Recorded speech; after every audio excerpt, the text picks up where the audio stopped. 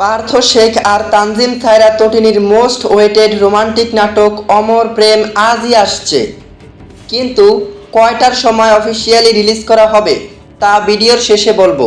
জাহিদুল ইসলাম সুজনের পরিচালনায় সিএমবির official YouTube চ্যানেলে আজই মুক্তি পেতে যাচ্ছে এই স্পেশাল ড্রামাটি।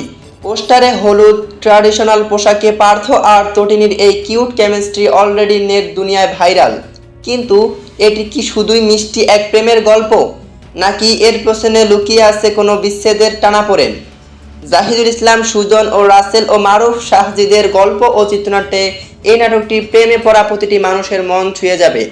মার্সেল ও অর্ণবের মিউজিক ব্যাকগ্রাউন্ড আর নায়েম ফুয়াদের সিনেমাটোগ্রাফিতে নাটকটি প্রযোজনা করেছেন এসকে শাহেদ আলী পাপ্পু।